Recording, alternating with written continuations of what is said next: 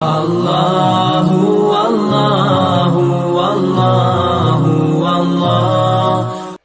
یہ جو اسٹیج ہے یہ سارے کا سارا علماء سے، مدرسین سے اور ان لوگوں سے بھرا ہوا ہے جن کی وجہ سے گلشن کے بڑے سارے پھول مہکتے ہیں اور بڑی ساری جگہوں پہ روشنی رہتی ہے۔ چونکہ بات کرنا میرے ذمے تھا اس لیے میں کرسی پہ بیٹھ گیا، اگرچہ تقاضۂ ادب یہی تھا کہ یہاں جتنے علماء، مشائخ، جلوہ فراز ہیں ان کے درمیان میرے جیسا طالب علم اس طرح نہ بیٹھتا۔ بہرحال عزیز دوستو، کچھ چیزیں ایسی ہوتی ہیں جو کہہ دی جائیں تو وہ لفظوں اور جملوں میں بند ہو جاتی ہیں، اور ان کو کہہ دینے سے ان کی حد مقرر ہو جاتی ہے۔ حضرت فقیہ اعظم حضرت مفتی محمد نور اللہ صاحب بصیر پوری رحمۃ اللہ علیہ پرانے دور میں نئی سوچیں رکھنے والی ایک خوبصورت شخصیت کا نام تھا۔ گویا وہ ایک شخص تھا شاداب بہاروں جیسا۔ انہوں نے خدمات سر انجام دی ہیں اور مزاج کو اور اپنے دائیں بائیں رہنے والوں کو علم کا مزاج دیا ہے۔ اپنے فتاویٰ کی صورت میں وہ دین کے ہر طالب علم کے سامنے ہر وقت موجود ہے، ان سے استفادہ کیا جا سکتا ہے، ان کو دیکھا جا سکتا ہے، ان کو سمجھا جا سکتا ہے۔ ان کی سوچوں میں اللہ تبارک و تعالیٰ نے جو وسعت عطا فرمائی تھی اور ان کو جو اللہ نے علمی ٹھہراؤ دیا تھا، جو آدمی بھی تھوڑا بہت کتاب سے تعلق رکھتا ہے وہ بڑی جلدی ان کے اس مزاج کو سمجھ سکتا ہے۔ میں ایک دفعہ پہلے بھی کچھ باتیں ان کے حوالے سے عرض کر چکا ہوں، اور میں یہ بھی اکثر آپ کی خدمت میں عرض کرتا ہوں کہ یہ جو بزرگ ہوتے ہیں ان کے عرس بھی بڑے ضروری ہوتے ہیں، لیکن بنیادی طور پر جو ایسے مشائخ ہوتے ہیں ان پر تو مقالہ جات ہونی چاہیے، سیمینار ہونے چاہیے، اور ان کی مختلف جہتوں کو اہل علم کے سامنے واضح کرنا چاہیے تاکہ ان کا جو علمی کام ہے وہ علمی حلقوں کے اندر زیادہ سے زیادہ پہنچایا جا سکے۔ چونکہ میں اور آپ عوام ہیں تو میں نے دو چار باتیں آپ کی خدمت میں اس اجتماع سے فائدہ لیتے ہوئے عرض کرنی ہے۔ اہل ایمان جو ہوتے ہیں ان کی زندگی بڑی بافیض ہوتی ہے۔ اہل ایمان بڑے بابرکت لوگ ہوتے ہیں۔ اللہ تبارک و تعالیٰ نے قرآن مجید میں فرمایا ہے کہ ان الذین آمنوا وعملوا الصالحات، فرمایا بے شک وہ لوگ جو ایمان لے آئے اور پھر انہوں نے نیک اعمال کیے، لہم اجر غیر ممنون، فرمایا اللہ انہیں وہ اجر عطا فرمائے گا جو کبھی ختم نہیں ہوگا۔ یہ ایسی جماعت ہے جو ایمان لانے کے بعد نیک اعمال کرتی ہے کہ ان کے لیے لا متناہی اجر ہے اللہ کی بارگاہ میں، لا متناہی اجر۔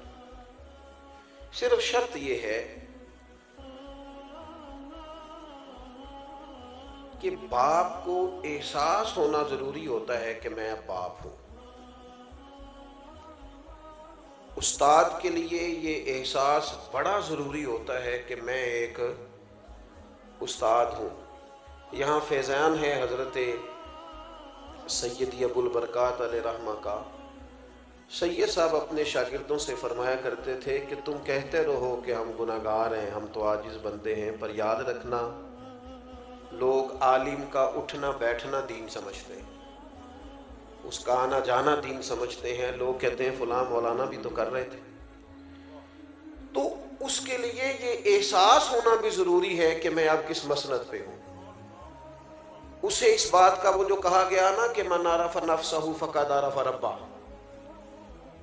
جس نے ذرا پہچان لیا نا کہ میں کون ہوں، وہی تو اس رستے پہ چل نکلا ہے جس رستے پہ انسان کو اللہ تعالیٰ کی معرفت نصیب ہوتی ہے۔ بندہ مومن بڑا بافیض ہوتا ہے، بڑا بابرکت ہوتا ہے، بس اسے سمجھ لینا چاہیے کہ میں مومن ہوں۔ اسے اس بات کا احساس ہونا چاہیے کہ میں، آپ دیکھیے نا نبی اکرم صلی اللہ تعالی علیہ وسلم نے فرمایا میرا مومن ہر حال میں نفع اٹھاتا ہے۔ اگر اللہ تعالیٰ اسے نعمت دے تو شکر کر کے نفع لے لیتا ہے، اور اگر رب کوئی آزمائش ڈالے تو صبر کر کے رب سے اجر لے لیتا ہے۔ ہر حال میں نفع۔ اور صحیح بخاری میں موجود ہے، حضور علیہ السلام نے فرمایا اگر کوئی بندہ کو نیک کام کرتا تھا پھر وہ بیمار ہو گیا یا کسی وجہ سے کمزور ہو گیا اور وہ کام نہ کر پایا، کوئی عذر مانے ہوا، تو کریم محبوب علیہ السلام فرماتے ہیں رب فرشتوں سے فرماتا ہے کہ چونکہ تقدیر کی رسی نے اس بندے کو جکڑ لیا ہے، لہذا وہ جو نیک اعمال کرتا تھا نا صحت کی حالت میں، وہ تم اس کے نامہ اعمال میں لکھتے رہنا، اس کو وہ اجر دیا جائے گا جو کبھی ختم نہیں ہوگا۔ ہمارا یہ مسئلہ ہوتا ہے کہ ہم نہ مفت کا احساس کمزوری کا شکار ہوتے ہیں بلا وجہ کا۔ ہمارے ایک بزرگ تھے، وہ فرمایا کرتے تھے کہ بھائی اگر تمہیں کوئی بندہ مولوی صاحب کہے تو پریشان نہیں ہونا، اس کو باعث فخر سمجھنا ہے۔ بعض لوگ پریشان ہو گئے میں نے تو میرا مولوی نہ سمجھی، وہ کہتے تھے اسے کہا کرو نہیں تو مینوں سمجھی میں مولوی ہوں۔ اس میں کمزوری والی کون سی بات ہے؟ اسے اپنی عزت کا احترام کا پتہ ہونا چاہیے، اسے پتہ ہونا چاہیے اللہ نے اسے کیا اعزاز عطا کیا ہے۔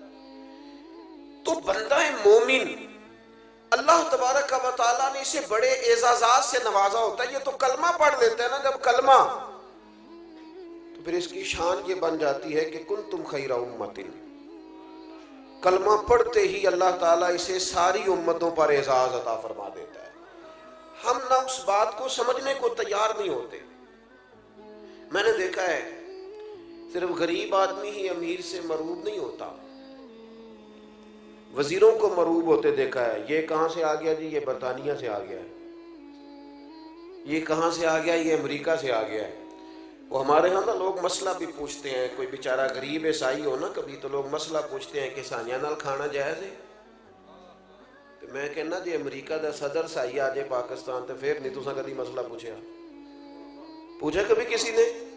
وہاں تو سارے بیٹھے ہوتے ہیں، حضرت مسکرا رہے، آپ غور کریں بات پہ، وہاں جو مولوی مفتی مشیر ہوتے ہیں وہ بھی ساتھ بیٹھے ہوتے ہیں۔ کبھی کسی نے پوچھا ہے کیا جائز ہے؟ کہ اس کا مطلب ہے فتوے میں بھی فرق ہے کہ غریب ہو تو فتویٰ اور ہے اور امیر ہو تو معاملہ ذرا اور ہے۔ آپ میری بات کو سمجھیں کہ مرعوب ہو جانا، کسی کے رعب کا شکار ہونا، اس سے ذرا اوپر اٹھے۔ زندگی وہ لوگ مزہ لے کے جیتے ہیں جو اللہ تبارک و تعالیٰ کی تقدیر پر پوری طرح راضی ہوتے ہیں، اللہ کی رضا پر پوری طرح جن لوگوں کا حضرت خواجہ اجمیر رحمت اللہ علیہ کے جو مکتوبات شریف ہیں نا آپ کے، خواجہ قطب الدین صاحب علیہ رحمہ کے نام، ان میں ایک مکتوب میں خواجہ صاحب میں رات ہی دیکھ رہا تھا، آپ فرمانے لگے بیٹا اللہ کے بندے کی شان پتہ کیا ہے؟ اپنے مرید کی تربیت کرتے ہیں، اس مرید کے جنہوں نے پھر آگے لاکھوں ہزاروں لوگوں کی تربیت کی، کہنے لگے رب کے بندے کی شان یہ ہے کہ اللہ کا بندہ ہر اس بات پہ راضی ہوتا ہے جس پہ اس کا رب راضی ہوتا ہے۔ حضرت ابراہیم ابن ادہم نے ایک دفعہ کہا تھا نا دنیا میں جو کچھ ہو رہا ہے میری مرضی سے ہو رہا ہے، تو ہر بندے کا ہاضمہ ٹھیک نہیں ہوتا، بعض لوگ پریشان ہو گئے، کہنے لگے بابا سارا کچھ تیری مرضی سے ہو رہا ہے؟ یہ بہت بڑی بات کر دی، سارا کچھ یہ کیسے؟ تو آپ فرمانے لگے دراصل میری مرضی وہی ہے جو میرے رب کی مرضی ہے، میں نے اپنی مرضی چھوڑ دی ہے۔ وہ بات پہلے تھی جب سے اپنی مرضی رب کی مرضی میں فنا کی ہے نا، اب جو ہو رہا ہے میری مرضی سے ہو رہا ہے، جو کہ میرے رب کی مرضی سے ہو رہا ہے۔ جب بندہ پہچان لیتا ہے نا کہ یار میرے اندر تو صلاحیت ہے، میں کچھ کر سکتا ہوں، پھر وہ کسی جگہ اپنا وقت نہیں ضائع کرتا، پھر وہ کسی ایسی جگہ کھڑا نظر نہیں آتا جو جگہ اس کے سٹیٹس کے مطابق نہ ہو، پھر وہ صبح سے لے کے شام تک سارا ٹائم بننے سنورنے میں نہیں گزارتا، پھر سادے کپڑوں سے بھی، سادہ طرز زندگی سے بھی، عام لباس سے بھی، جو میسر آ جائے اس سے بھی وہ بڑے بڑے کام کر جاتا ہے۔ آپ جہاں رہتے ہیں، یہاں ابھی بھی گلی سے گاڑی کو گزرنے میں 25 منٹ لگ جاتے ہیں، لیکن یہاں سے فتاوی نوریہ کو گلی گلی پہنچنے میں کوئی منٹ بھی نہیں لگا، وہ پہنچ گیا ہے سب جگہوں پہ۔ اس لیے کہ جب آپ کا مزاج ہوتا ہے نا کہ مجھے کام کرنا ہے۔ اعلیٰ حضرت بریلوی رحمۃ اللہ علیہ کے زمانے میں کہاں اتنی جدت تھی، کہاں اتنا کچھ پہنچایا جا سکتا تھا، کیسے 1 منٹ میں ہر چیز جگہ جگہ پہنچائی جا سکتی تھی، لیکن ان کو پتا تھا میں لکھوں گا، میں کام کروں گا، پیچھے اخلاص تھا۔ جب خلوص ہوتا ہے تو پھر اللہ تعالیٰ اس کام کو پھیلا دیتا ہے۔ ہم نہ کوئی کام نہیں کر رہے، کوئی ذمہ داری کا احساس نہیں کر رہے، کوئی ڈیوٹی نہیں کر رہے۔ معاشرہ جب اتنا زیادہ بگڑ جائے تو پھر تو بہت زیادہ ذمہ داری کے احساس کی ضرورت ہوتی ہے۔ ہم آگے نہیں بڑھنا چاہ رہے۔ ایک تو اگر کوئی شخص کام بھی کرتا ہے تو وہ الجھ جاتا ہے روزی روٹی کے چکر میں۔ جتنے لوگ اپنے بچوں کی تربیت کرتے ہیں، دینی لوگ ہوں الا ماشاءاللہ یا دنیاوی ہوں، وہ صرف روزی روٹی کمانے کے طریقے بتا۔ اس کا نقصان یہ ہوتا ہے کہ بچے روحانی طور پر کمزور ہو جاتے ہیں، اخلاقی طور پر ان کے اندر وہ جرأت ہی پیدا نہیں ہوتی، وہ خوبصورتی جو ایک خوبصورت مسلمان نوجوان کے اندر ہونی چاہیے، وہ صبر کی، شکر کی، قناعت کی دولت جو کسی بندہ مومن کا حسین زیور ہے، وہ ہمارے بچوں کے پاس نہیں ہوتا۔ یعنی مالدار گھرانے کا بچہ ہے، اسے ساری آسانیاں میسر ہیں، وہ بہترین غذا کھاتا ہے، لیکن صبر 1 منٹ کے لیے بھی نہیں ہے اس کے اندر۔ وہ اگر اسے وقت پہ کھانا نہ ملے تو وہ مہنگا موبائل توڑ دیتا ہے، وہ گھر کا ٹی وی توڑ دیتا ہے۔ کیوں؟ اس لیے کہ اسے سارا کچھ سکھایا گیا ہے، صبر، قناعت اور حوصلہ۔ وہ تو لاڈلا سمجھ کے اس کے ساتھ وقت گزار رہا ہے، لیکن اس کی بیوی کہتی ہے کہ کاش اسے کچھ تھوڑے اور طریقے بھی بتائے جاتے، کچھ اور سلیقے بھی سکھائے جاتے۔ دنیا میں سب سے زیادہ پیار رسول کریم علیہ السلام نے کیا ہے اپنی شہزادیوں کے ساتھ، اور سیدہ پاک چھوٹی تھیں تو سب سے زیادہ محبت حضرت فاطمہ الزہرا کے ساتھ فرمائی ہے۔ لیکن آپ پڑھ لیں تاریخ، دیکھ لیں کتب احادیث، صحیح حدیث میں ملے گا۔ حضرت فاطمہ الزہرا رضی اللہ تعالیٰ عنہ نے جب آ کے عرض کیا یا رسول اللہ صلی اللہ تعالیٰ علیہ وسلم، یہ مقدس ہاتھوں پہ چھالے چکی پیس پیس کے پڑ گئے، اور اگر ایک کنیز مل جائے، غلام مل جائے تو کام کاج میں میرا ہاتھ بٹائے گا، اور آئی اس دروازے سے پر ہیں جس سے کبھی کوئی خالی گیا ہی نہیں۔ یا رسول اللہ صلی اللہ تعالیٰ علیہ وسلم، غلام مل جائے تو قریب نے کیا جواب دیا؟ فرمایا غلام تو ہیں پر مدینے کے غریبوں کے لیے رکھے گئے ہیں، آپ کو تحفہ دیتے ہیں۔ یا رسول اللہ فرمائیے، فرمایا 33 بار سبحان اللہ پڑھا کریں۔ صحیح بتاؤ، صحیح ابا جی کا حق نہیں بنتا بیٹی کو وظیفہ بتانے کا، اماں کا حق نہیں بنتا انہیں وظیفے پہ لگانے کا؟ کیا ان کی ذمہ داریوں میں یہ شامل نہیں ہے کہ ان کو کسی روحانی کام لگایا جائے؟ کبھی کبھی کہیں پتر دل بڑا کرتا ہے مجھے درود تاج تو سنا۔ کبھی طبیعت کیا ہمارے ذمے نہیں لگایا تھا حضور نے کہ اپنی اولاد کو میری محبت سکھانا، میری اولاد کی محبت سکھانا، قرآن پاک کی تعلیم سکھانا؟ رسول کریم علیہ السلام نے کہا فاطمہ 33 بار سبحان اللہ پڑھا کریں، 33 بار الحمدللہ پڑھا کریں، 34 بار اللہ اکبر کہا کریں۔ جب بھی تسبیح ختم ہوگی اللہ غلام آزاد کرنے کا ثواب عطا کرے۔ روحانی تربیت، روحانی۔ اللہ کے محبوب علیہ السلام نے فرمایا کسی شخص نے اپنے اولاد کو سب سے بہترین تحفہ یہ دیا ہے کہ اسے اچھا ادب سکھا دیا، اس کے اخلاق میں، کردار میں حسن پیدا کر دیا۔ اس بچے کو ملنے کے بعد لوگوں کو محسوس ہوتا ہے کہ یہ شاہکار ہے کسی کی تربیت کا۔ عزیز دوستو، اپنے آپ کو بابرکت بافیض بنایا جائے، کام لیا جائے۔ ہمارے ہاں اگر کوئی شخص کام کرتا بھی ہے تو وہ زیادہ سے زیادہ، میں نا اپنے دوستوں سے اکثر کہتا ہوں، کئی دفعہ نا وہ کسی میڈیا کے پلیٹ فارم پہ دیکھ کے نا کوئی صاحب آ جاتے ہیں اور ان کے آنے پر شرمندگی ہوتی ہے۔ ایک شخص نے 14 گھنٹے کا سفر طے کیا اور بیچارہ بڑے شوق سے آیا ہے، بڑے درد سے آیا ہے، اور کئی لوگ انہوں نے کہیں کیمرے کے پیچھے دیکھا ہے لیکن اچانک ان کی نظر پڑی تو پھر شدت یوں ہے کہ ان کی آنکھوں میں آنسو بھی آ گئے۔ تو میں کہتا ہوں یار یہ مجھے کیا سمجھ کے آیا بھلا؟ اس کا خیال ہوا ہے کہ میں اسے حضور کے دین کی بات بتاؤں گا، اس کا خیال ہے کہ میں اسے کتاب و سنت سے جوڑوں گا، یہ کیا سمجھ کے آیا؟ کتنا بڑا اس نے مجھے درجہ دیا ہے یہ سمجھتا ہے کہ میں حضور کے منبر اور مصلی والا آدمی ہوں. کتنی بڑی سوچ لے کے آیا ہے. اور پھر یہ میری بڑی چھوٹی حرکت نہیں کہ میں پہلے دیکھوں کہ اس کے ہاتھ میں شافر کتنے ہیں اور میں یہ جاتی دفعہ دیکھوں کہ یہ دے کے کیا جا رہا ہے. اس نے سٹیٹس کیا دیا ہے, بٹھایا کہاں ہے, یعنی اس نے کیا سوچا ہے, اس کی کیفیت کیا ہے. اور یہاں حال یہ ہے, آتے تھے لوگ سیدنا عمر کو دیکھنے, دیکھتے تھے کسی کھجور کے درخت کے نیچے لیٹے ہوئے, دیکھتے تھے ان کی تہمت کئی جگہوں پہ پیوند لگے ہوئے. جب لوٹ کے جاتے تھے تو کہتے تھے عمر تو عدل کر کے سوتا ہے نا تو روڑوں کے بیچ بھی نیند آ جاتی. آپ کے کردار کی خوبصورتی, آپ جب تھوڑا اٹھ کر سوچتے ہیں کچھ چیزوں سے اوپر بڑھ کر, جب کوئی شخص آپ سے دین کی بات سن کے رو رہا ہوتا ہے نا تو وہ تو کہیں اور پہنچ جاتا ہے. لیکن اگر سٹیج کے پیچھے ہی بحث ہونے لگ جائے کہ میرا تو معاملہ کچھ زیادہ تھا, آپ نے پورا کیا ہی نہیں, تو اس آدمی کا وہ جو اس نے ذہن کے اندر ایک ماڈل بنایا ہوتا ہے وہ زمیں بوز ہو جاتا ہے. وہ کہتا ہے یار حد ہو گئی, میں نے کیا سوچا تھا, یہاں بن کیا گیا. تو اپنے آپ کو جو لوگ, دیکھیے دو چیزیں بڑی ضروری ہیں, میں نے باتیں زیادہ نہیں عرض کرنی, دو چیزیں بڑی ضروری ہیں زندگی میں, ضرور ان کا خیال کریں. ایک تو زندگی کو با مقصد بنائیں. آپ کو پتہ ہے ڈپریشن اور ٹینشن کے زیادہ مریض امیر گھروں میں ہوتے ہیں, کیونکہ انہوں نے جس دولت کو ٹارگٹ کیا ہوتا ہے وہ اچیو ہو گئی, ان کے پاس آ گئی. جس منصب اور عہدے کا وہ لالچ رکھتے ہیں وہ اب آ گیا. اب اس کے بعد زندگی زیادہ آرام دہ ہو جاتی ہے تو ٹینشن اور ڈپریشن کے مرض بڑھ جاتے ہیں. مقاصد زندگی میں بڑے پیدا کریں, بڑے, اور کچھ بڑا کام زندگی میں کرنے کا ارادہ کریں. دیکھیں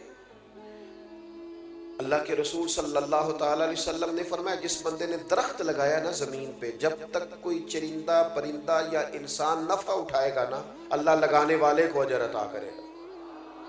ہماری نا یہ سوچ کبھی نہیں بنتی کہ یار چلو میں نے اپنے گھر کے اندر اتنی محنت کی ہے, اور جو 1.25 کروڑ 1.5 کروڑ کا گھر بنایا اس کے باہر نا بالکل گلی میں پانی کھڑا ہوتا ہے. جس نے اتنا رقم وہاں خرچ کر لی ہے وہ اگر چند ہزار یہاں بھی لگا دیتا رفع عامہ کے لیے, آپ حضرت سے پوچھ لیجئے گا, لوگوں کو کھانا کھلانے کا بھی بڑا نفع ہے اور لوگوں کا رستہ کشادہ کرنے کا بھی بڑا نفع ہے. لوگوں کے لیے کسی قسم کا بھی ایصال ثواب ہم کرتے ہیں, ہمارے ہاں مروجہ طریقے کے مطابق کر دیا جاتا ہے, بڑا اچھا ہے, وہ بھی بڑا عمدہ ہے.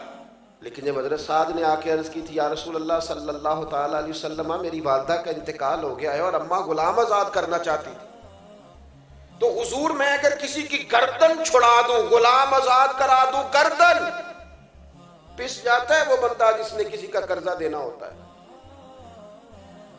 تو یہ معنی اس سے لے لے, اس روایت سے یہ والا معنی کر لے.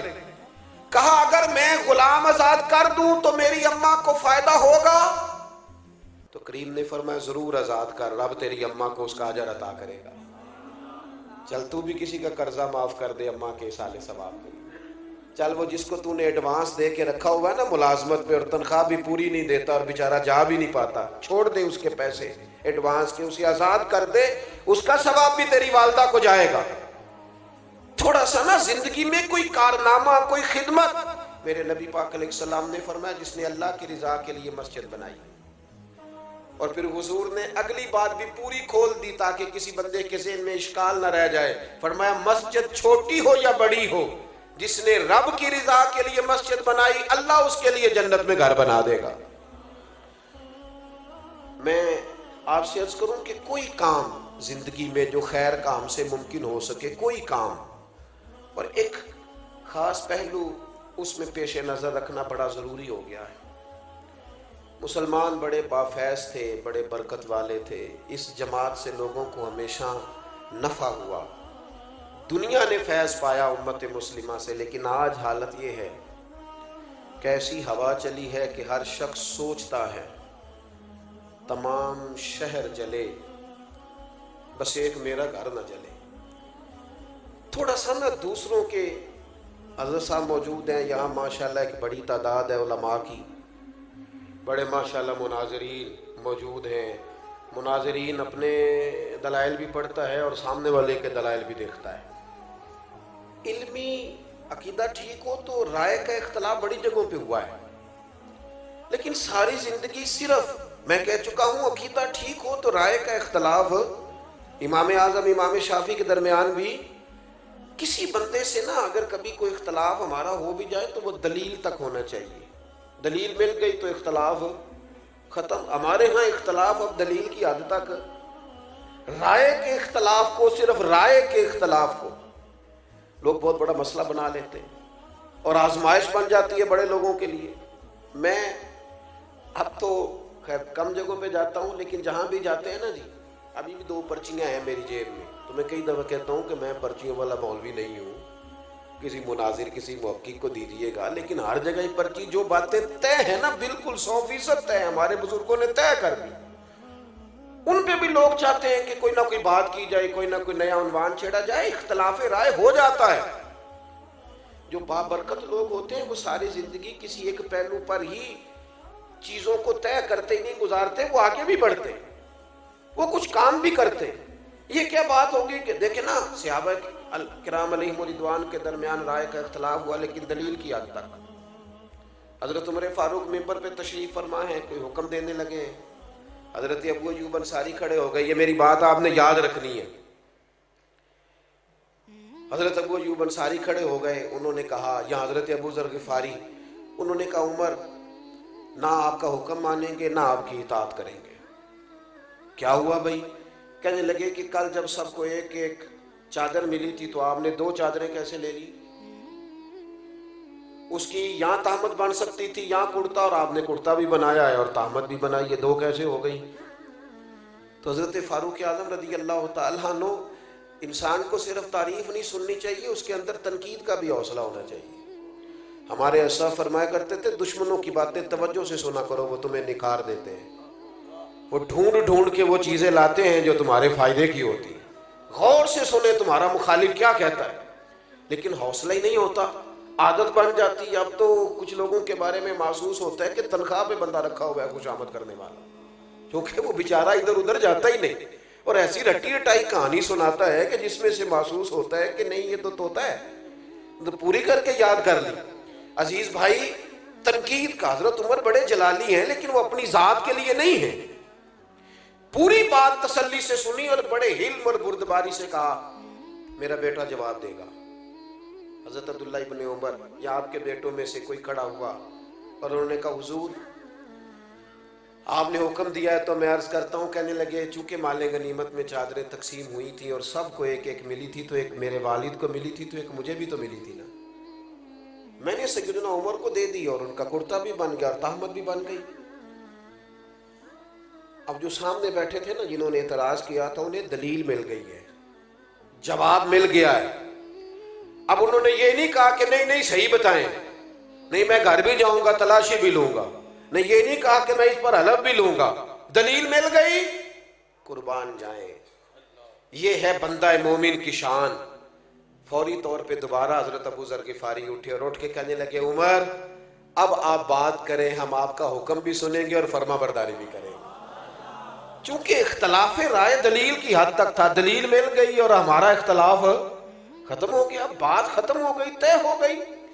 تو عزیز بھائی بیٹھ جائیں, اللہ آپ کو خوش رکھے. ایک کھلاری ہے تو پھر کٹھے بھی تھے آپ ہی کرنے پہنتے نے نا, اللہ آپ کو خوش رکھے. یہ کچھ ہے نا کام تو نہیں نا جی. ایک بات اور عرض کر دی ہے پھر اپنی بات کو ختم کرتا ہوں. جب ہم چاہیں گے نا کہ ہم سے اللہ کوئی کام لے لے تو پھر تھوڑا سا ہمیں دوسروں کے جذبات کا بھی خیال رکھنا پڑے گا. یہ ٹھیک ہے کہ بڑا آدمی دیر سے آتا ہے, لیکن بڑا آدمی کبھی یہ پسند نہیں کرتا کہ کوئی اس کے لیے بیچارہ منتظر بیٹھا رہے. یہ نہیں ہو سکتا کہ ہٹو بچوں کی داستانوں میں کئیوں کے دل ٹوٹ جائے. دوسروں کے جذبات کا خیال رکھنا, احساسات کا, ہمارے ہاں نا یہ مسئلہ بن گیا ہے کہ اپنی ذات سے معاملہ شروع ہوتا ہے, اپنی ذات پر ختم ہو جاتا ہے. ہمارے بزرگوں نے, ہمارے مشائخ نے احساس رکھا, احساس. میں اپنے حضرت کی بارگاہ میں بیٹھا تھا, ایک بزرگ آ گئے, اب وہاں 3-4 مفتیان کرام بیٹھے ہیں جنہوں نے اپنے فتاوی جات کی تصدیق لینی ہے. تو بابا جی آ گئے تو وہ اب سادی باتیں, بیٹا بڑا تنگ کرتا ہے, ساری باتیں بہو کی مانتا ہے, شادی سے پہلے بڑا نیک تھا. یہ بھی بندہ اپنے دل کو تسلی دیتا ہے, ورنہ جو پہلے نیک ہوتا ہے بعد میں بھی نیک ہی ہوتا ہے. اور جو پہلے نہیں ہوتا وہ بعد میں بھی کسی اور کا نام لگ جاتا ہے، ورنہ وہ بعد میں بھی معاملہ ایک تو وہ ساری نہ سادی سادی باتیں حضرت اس کو جواب دیتے ہیں. پھر اس نے وہ ساری تسلیوں کے بعد کہا مجھے تعویذ بھی چاہیے. ایک لکھا تو اس نے کہا نہیں ایک برکت کا بھی چاہیے. اس نے کہا ایک تعویذ مجھے نظر کا بھی چاہیے. تو وہ تسلی لے کے وہ شخص اٹھ کے چلا گیا. ایک مفتی صاحب کہنے لگے حضور اس طرح کے بندے میرے حوالے کر دیا کریں. تو حضرت فرمانے لگے کیوں؟ اس بیچارے نے نا مجھ سے ہی مطمئن ہونا تھا. اور فرمانے لگے میں نے تسلی دے دی ہے رات سکون سے سو جائے گا. بتاؤ نا میرا رب کتنا راضی ہوگا. یہ جو احساس ہے نا کسی کا، یہ جو احساس ہے، یہ جب طبیعت میں پیدا ہو جاتا ہے نا، جب اس کے اندر جب ذوق پیدا ہوتا ہے. میں جمعہ لیٹ نہیں کرتا اس لیے کہ جب مجھے کوئی لیٹ کرے تو مجھے تکلیف ہوتی، اس لیے میں بھی نہیں کسی کو لیٹ کرتا. میں کہتا ہوں جب میں لیٹ نہیں ہونا پسند کرتا تو کوئی بیچارہ کیوں لیٹ ہو. تھوڑا سا احساس، میں نے کہا تھا بات ختم کرنی ہے. آپ مصروف ہیں اس میں کوئی شک نہیں، لیکن گھر میں اماں ہے، اس کا دل کرتا ہے جب آپ جائیں تو وہ سارا دن کی باتیں آپ سے کریں. والد بیچارے بیمار ہیں، کئی دفعہ معذور ہیں، کسی جگہ بیٹھے ہیں، وہ منتظر ہیں، انہوں نے ساری بات آپ سے کرنی. آپ مفتی صاحب ہوں گے، علامہ صاحب ہوں گے، انجینئر ہوں گے، ڈاکٹر ہوں گے، پروفیسر ہوں گے، کچھ بھی ہوں گے، لیکن اس کے تو پتر آپ ہی ہیں نا. یہاں آپ کو تھوڑی دیر وقت گزارنا ہے. نہ سمجھ آئے تو پوچھ لو جناب ام ایمن سے کس طرح رسول کریم جا کر خبر گیری کرتے. آپ جتنا مرضی لمبا سفر کریں، دنیا گھوم کے آ جائیں، پر بیوی کا لباس آپ ہے. اس نے سارے دن کے دکھ آپ کو سنانے. میں تو مصروف بڑا ہوں، میں باہر سے تھکا آیا ہوں، تو نے بات چھیڑ دی ہے. با فیض با برکت لوگ یوں نہیں کرتے. ہم اپنے سونے کے لیے لوگوں کا دل توڑ دیں. سنو. اور بات ختم ہوئی. سیدہ عائشہ صدیقہ رضی اللہ تعالیٰ عنہ فرماتی ہیں ایک دن رسول کریم نے مجھ سے فرمایا، کہا عائشہ ایک بات کروں تم سے. حضور میرے تو نصیب جاگ گئے، کرم ہو جائے. فرمایا جب تم راضی ہوتی ہو مجھ سے تب بھی مجھے پتہ چل جاتا ہے، اور جب تمہارے دل میں کوئی بات ہوتی ہے جب بھی پتہ چل جاتا ہے. کہتی ہے میں فٹافٹ اور زیادہ امتن گوش ہو کے عرض کرنے لگی حضور میں اور آپ سے ناراض. تو فرمایا بتاؤں پھر. یا رسول اللہ فرمائیے. فرمایا عائشہ تم کبھی کبھی قسم اٹھاتی ہو. یا رسول اللہ اٹھاتی ہوں. فرمایا جب راضی ہوتی ہو تو کہتی ہو مجھے محمد مصطفیٰ کے رب کی قسم، اور جب تمہارے دل میں کوئی بات ہوتی ہے تو پھر کہتی ہو مجھے حضرت ابراہیم کے رب کی قسم. حضرت عائشہ صدیقہ کہتی ہے میں تمہیں بتا نہیں سکتی لوگوں میری کیفیت کیا تھی. وہ بات کہاں یا رسول اللہ آپ لفظوں تک کا خیال رکھتے ہیں، جملوں تک کا احساس فرماتے ہیں کہ کوئی کیا سوچ رہا ہے، کیا بول رہا ہے، کہاں تک سوچے گئی ہوئی ہے. فرماتی ہے میں جب بھی اس بات کو سوچتی میں رو پڑتی کہ حضور اتنا زیادہ خیال ہم نے نہ چھوڑ دیا ہے، اپنی زندگی میں محو ہو گئے، مست ہو گئے. میرے دوستوں میں سے جب کوئی مجھے کہتا ہے نا تھوڑا ڈرائیور، تو میں کہتا ہوں یار وہ ٹھیک ہے آپ نے جس طرح بھی کہہ دیا، پر میں تو گاڑی میں سو جاتا ہوں، بیچارہ جاگتا رہتا ہے. وہ اس کو اسٹیٹ سیدھا دیکھنا ہے، میں تو لیکن قدر نہیں ہے نا، احساس نہیں ہے. ہم نے سوائے اپنے دائیں بائیں دیکھنا چھوڑ دیا ہے. اپنے آپ کو بابرکت بنائیں، بافیض بنائیں. مومن کے لیے وہ اجر ہے جو کبھی ختم نہیں ہوگا. جانے کے بعد لوگوں کی تعریفیں شروع ہوئیں اور پھر بڑی ہوئیں. میں اندر بیٹھا تھا ابھی حضرت کے گھر میں، تو میں وہاں بھی کہہ رہا تھا کہ میں دل سے حضرت مفتی صاحب کی قدر کرتا ہوں، اور مجھے حاجت نہیں ہے کسی بندے کی تعریف کرنے کی. تھوڑا سا ذرا شعر سے کتاب سے پڑھنے لکھنے سے شغف رہتا ہے. حضرت علامہ شرف صاحب رحمۃ اللہ علیہ کی کتاب پڑھنا، صاحبزادہ خورشید گیلانی صاحب نے تقریر لکھی تھی، تو میں بھی تھوڑا سا طالب علمی کے زمانے میں گیلانی صاحب کے پاس آیا جایا کرتا تھا، مجھے اچھا لگتا تھا ان کا لکھنا. تو شرف صاحب نے لکھا تھا کہ سمجھ نہیں آئی، یہ ان کا جملہ ہے جناب علماء سے معذرت کے ساتھ.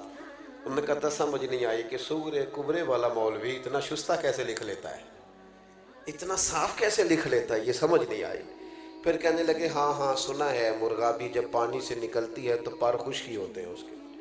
سنا ہے کہ جو کچھ لوگ ایسے ہوتے ہیں کہ جو جس جگہ بیٹھتے ہیں پھر وہ محفل اور انجمن کا حضرت بڑا صاف ستھرا لکھتے ہیں، عمدہ لکھتے ہیں، اور بعض منظر نامے تو ایسے ہیں کہ جو لوگ نہیں گئے وہ بھی اگر صحیح طرح پڑھ لیں تو محسوس ہوتا ہے کہ ہو گیا آ گئے۔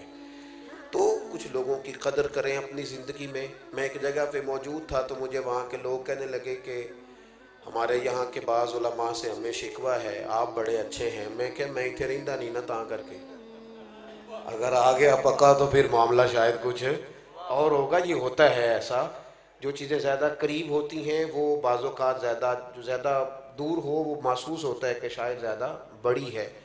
تو اپنے آپ کو بابرکت بنائیں، بافیض بنائیں۔ زندگی وہی اچھی ہوتی ہے جس سے کوئی نفع لے لے۔ اللہ تعالیٰ اس آستانے کو قیامت کی صبح تک آباد فرمائے۔